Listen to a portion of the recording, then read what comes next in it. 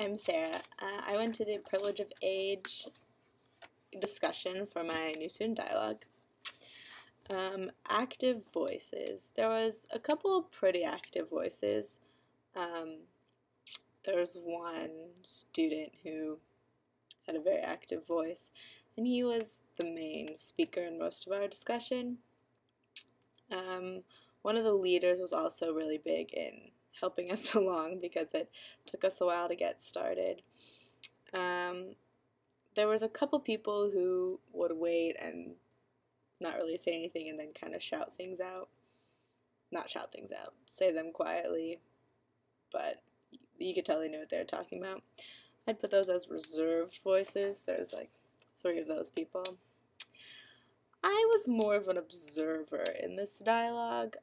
I didn't offer that much. I guess I would say, I don't know, I'm not really a big public speaker. I participated when we did our smaller group work, when we talked about, when we made our charts. Why do I think this is a component in our Library 100?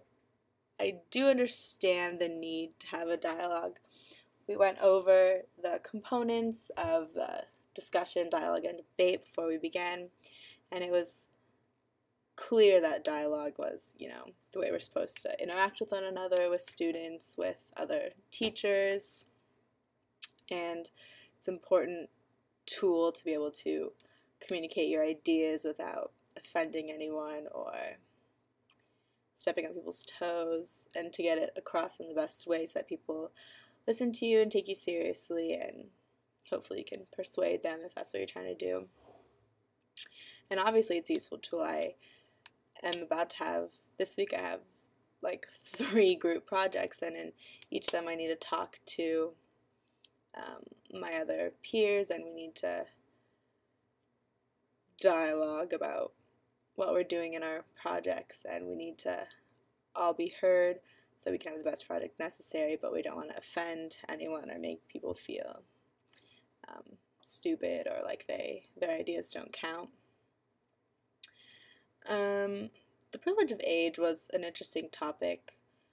Someone had told me about theirs before, and they said they talked a lot about the military aspect of it, so I expected that's what we were going to do, and we didn't talk about that at all, actually.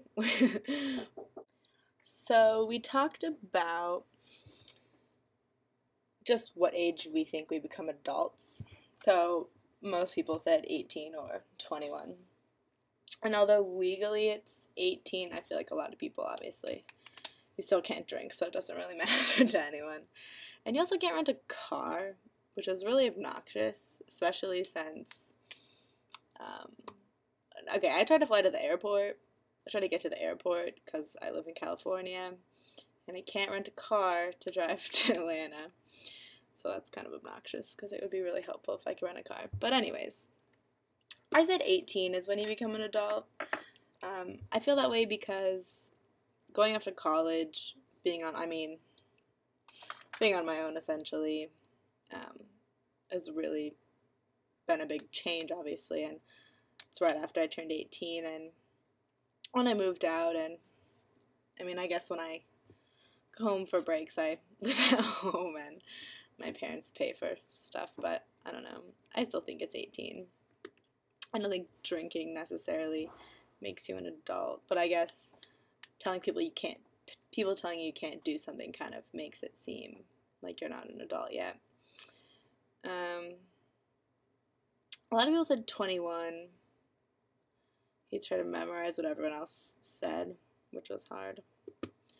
We learned about the other ages in other countries, like other countries you can't vote till you're 25, or you can drive when you're 14, and you can get a job when you're 12, and like kind of weird things like that. And it was, we talked about how you would feel if you went to those other countries, and they were like, oh, you can't drive, you're not 30. You have to walk everywhere. And it's kind of weird because when you think about it, it would be kind of weird, like, oh, but I'm an adult. And it's like, well, not here, you're not. And it's kind of like, what makes you an adult? an adult in America, but you go to the other side of the world and you're still considered a kid, or you're considered an adult a long time ago. There's definitely a lot of cultural aspects that go into that, just kind of depending on your experiences. If you live in a third world country and you had to start working to support your family when you're 6, then maybe you'd consider yourself more of an adult than, the spoiled kids in America who don't have jobs and their parents pay for everything because they can't support themselves, and I don't know, it's weird.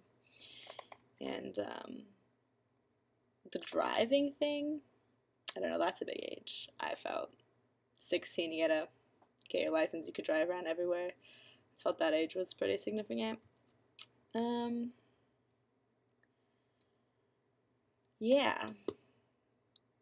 Age. It was funny because in the dialogue, I think they think that you chose age because, like, you feel passionately about that, maybe.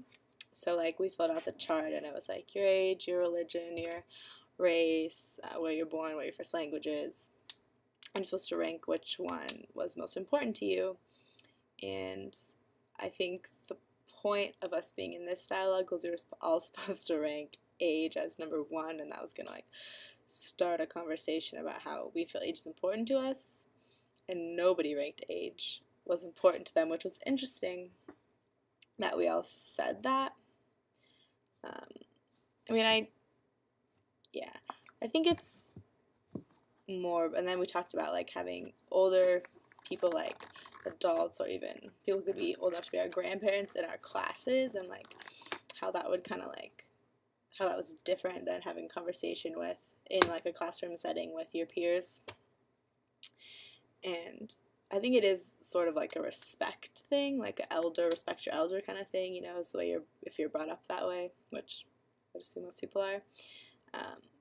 Like, this one guy was talking about how he had a adult in his class, and whenever he would, like, give an opinion about something, like, he would never want to challenge it, because I was like, that's my elder, that's what he says, it must be right, you don't really question what they say.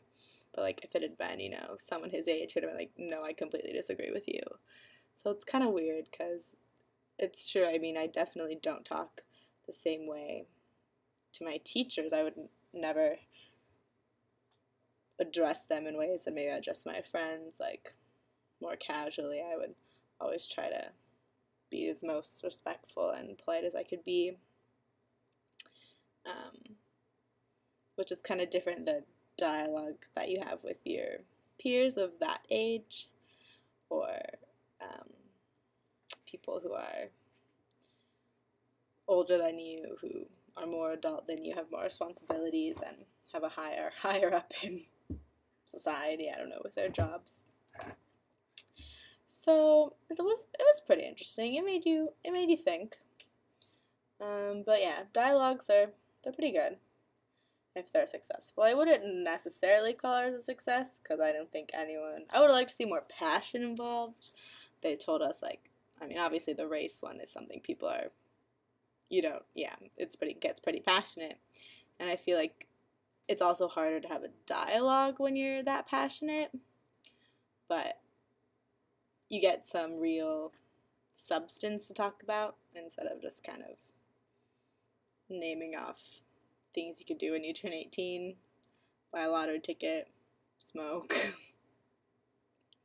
join the army, vote. Okay, that's a big one, voting, but yeah, dialogues are good. Don't debate people, just have a dialogue.